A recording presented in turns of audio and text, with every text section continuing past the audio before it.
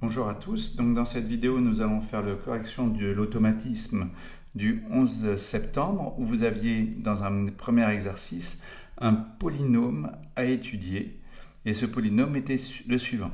Donc dans un premier temps on devait déterminer les racines, donc j'ai donné une méthode sur le corrigé et ici je donne la méthode par calcul du discriminant. Donc le calcul du discriminant c'est b carré moins 4ac et on obtenait ici 16 plus 9, 25.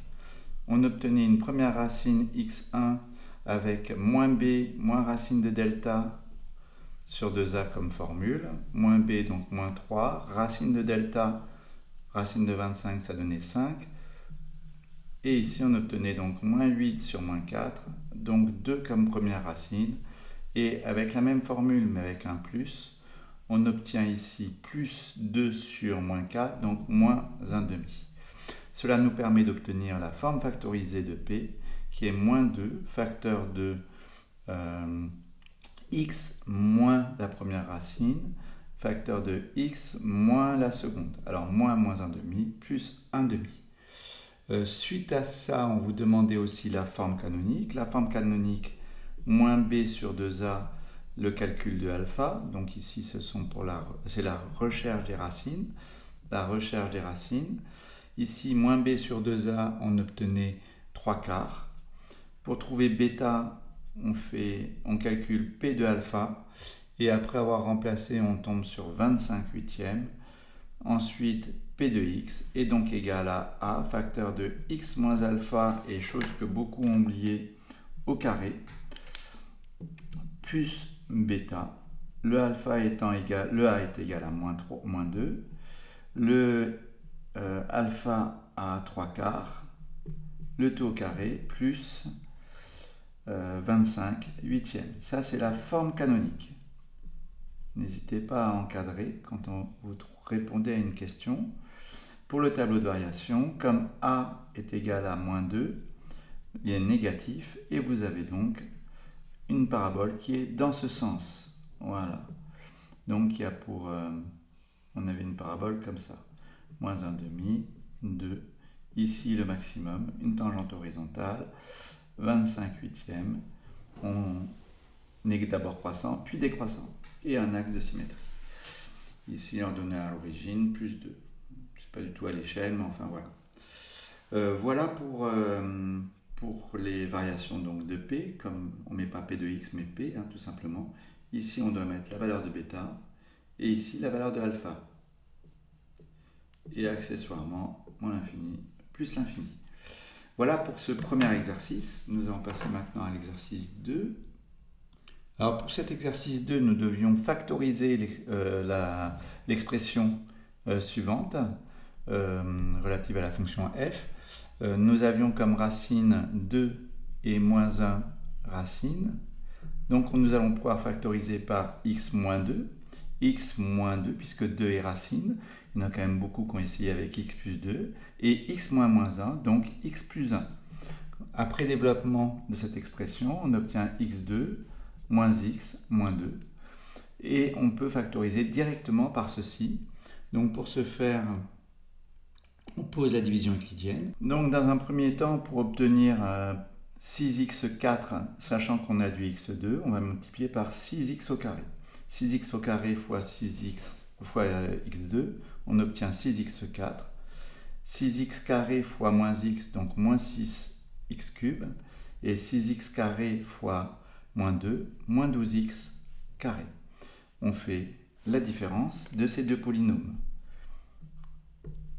On obtient donc ici 0, ici moins par moins plus 6x cube moins 5x cube, pardon, c'est des x cubes.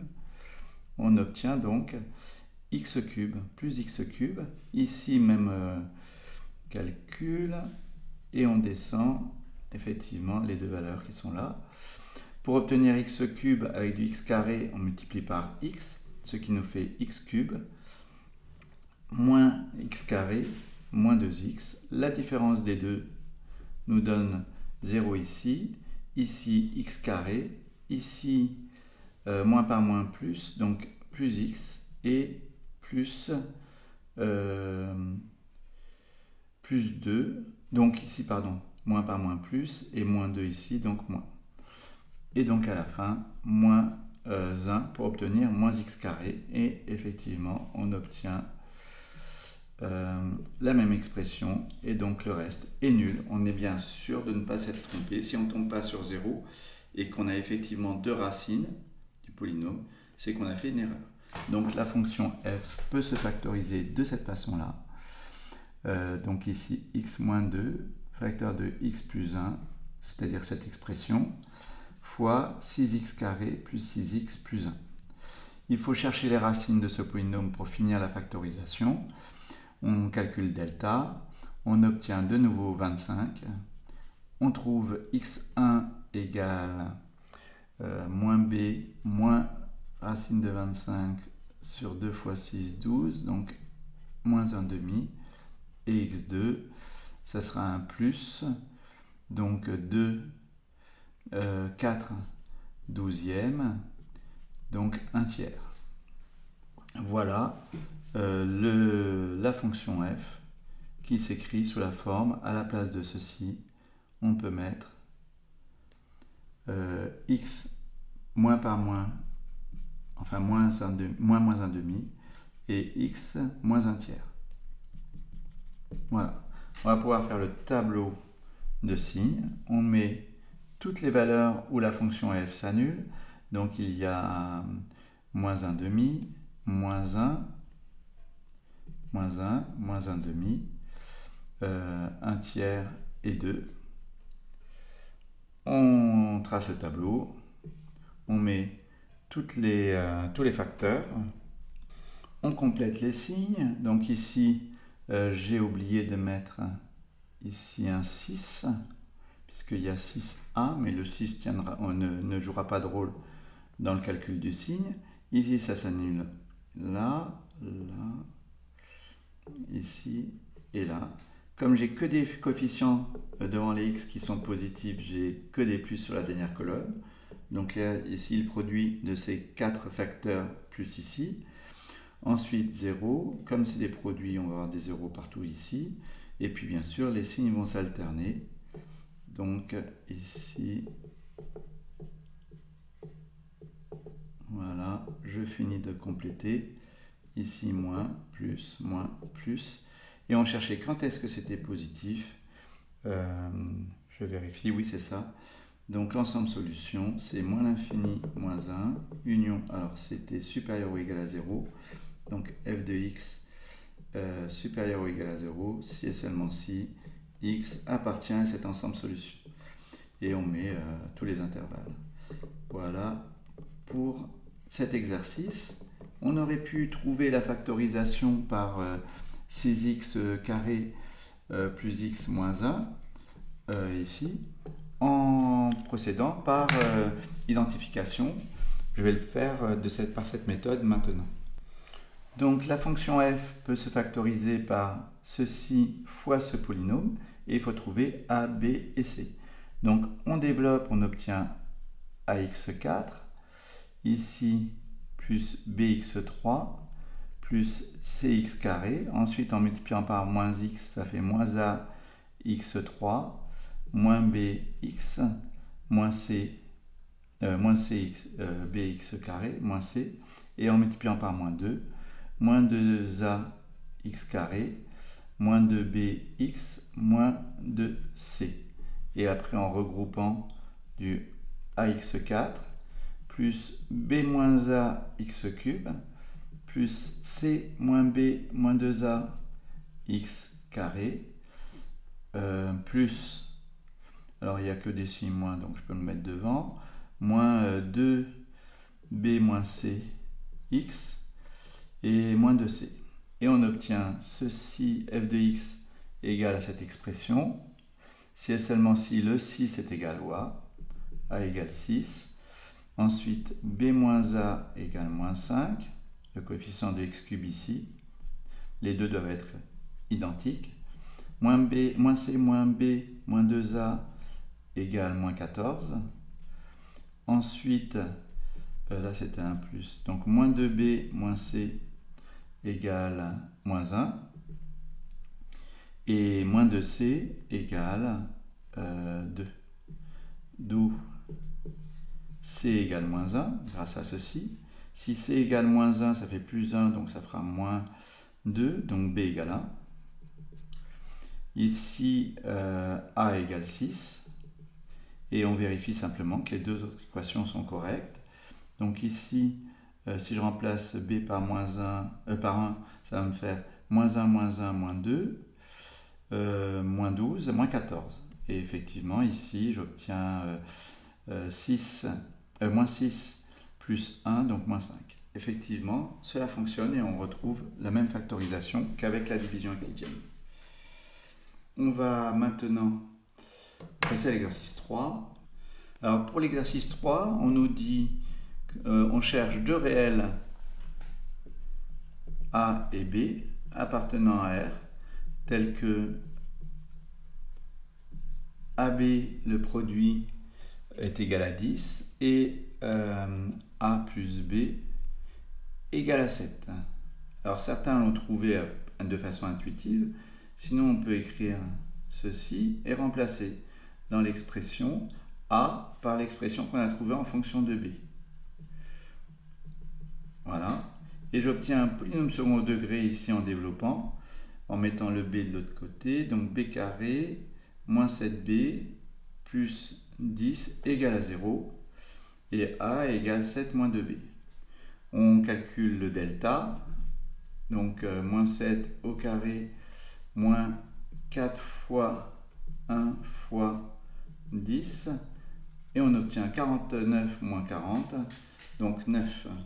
B1 égale moins 7, donc plus 7, 1 moins B, donc moins 7, plus racine de delta sur 2A, et on obtient donc 10 sur 2, 5, et à ce moment-là, donc B égale ceci, et A égale 7 moins 5, 2, ou deuxième option, B égale l'autre racine. Donc on trouve 2 et A égale 7 moins 2, donc 5. Donc en fait les deux réels cherchés sont 2 et 5. Donc il faut écrire une phrase de conclusion. Donc les deux réels cherchés sont 2 et 5. Donc dans le corrigé, j'ai mis corrigé d'un deuxième exo qui n'existe pas d'ailleurs. Il faudra que vous pourrez vérifier. Ici, pour l'exercice 3, on vous demande, l'exercice 4, pardon, de calculer factoriel 5 dans la question 1a. Factoriel 5, c'est 5 fois 4 fois 3 fois 2 fois 1. Il y en avait qui n'avaient pas assez révisé parce qu'ils n'ont pas pu calculer ce genre de choses. C'est quand même dommage parce que c'était des points facilement gagnés. Ici, le mieux, et je vous l'avais dit, c'était de ne pas développer, d'écrire tous les produits tels quels et après de simplifier. Comme ça simplifié. Ici, voilà, et il reste 2 fois 5, 10. Et ça va beaucoup plus vite. Alors pour le petit c, on avait n plus 2 factoriel n plus 2, pardon, et en dessous factoriel n. Factoriel n plus 2, vous partez de n plus 2, et comme on avait fait pour factoriel 5, on descend de 1. L'entier immédiatement en dessous de n plus 2, c'est n plus 1, puis n moins 1, etc. fois 2 fois 1. Et ici, factoriel n, voilà, fois 2 fois 1. Alors il y en avait qui n'avaient pas besoin de faire tout ça pour se rendre compte que ça simplifiait et restait n plus 2, facteur de n plus 1. Pour le 2, 2a, vous aviez comme somme 4 au carré plus 4 au cube, pardon, plus 4 puissance 4 plus 4 puissance 5 plus etc. 4 puissance 10. Donc il s'agit de la somme de k égale 3 à 10 des 4 puissance 3. Pour le 2b, vous aviez x sur 2 plus x2 sur 4 plus x3 sur 6, x4 sur 8, plus etc. Donc à la fin, ceci, et donc c'est la somme pour k égale, alors ici on va dire 1 jusqu'à n des x puissance k sur 2k, effectivement. Alors 2c, c'était un petit peu plus subtil, puisqu'on avait moins x sur, on ne sait pas, sur 1 forcément, x carré sur 3, plus x cube sur 9, plus, alors moins x cube sur 9, ah non, moins x4 sur 9, voilà, plus x8 sur 27, plus moins 1 puissance, on cherchait, x puissance, on cherchait, et 3 puissance n. Alors ici, on remarque que pour avoir que x, il faut sur 3 puissance 0, ici 3 puissance 1. Donc on a déjà constaté qu'ici, au dénominateur, on avait du 3 puissance k, avec le k qui varie de 0 à n. Grâce à ça, on varie de 0 à n en commençant à 3 puissance 0, donc effectivement, cette expression.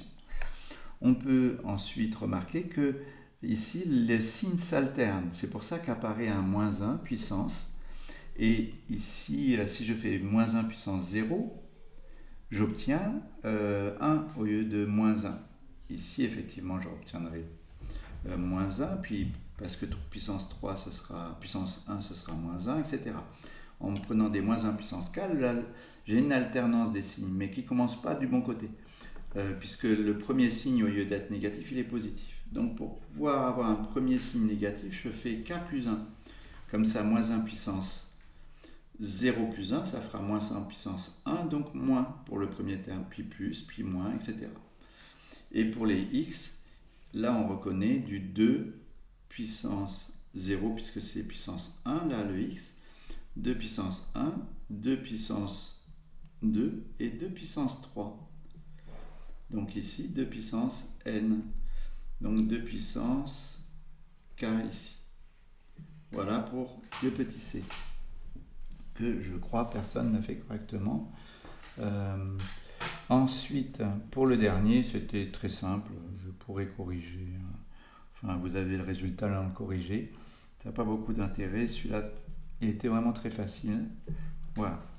Alors, pour l'exercice 5, c'était tout exprimé en fonction des sommes de k, ou somme de k2, ou somme de k3.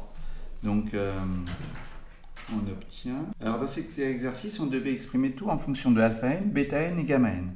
Comme on n'avait pas encore vu les formules qui permettent qui donnent les valeurs de ces sommes, je vous ai demandé d'exprimer en fonction de alpha n, bêta n et gamma n. Pour le DS de la fin de la semaine, bien évidemment, vous aurez ces formules à connaître et donc il faudra les apprendre.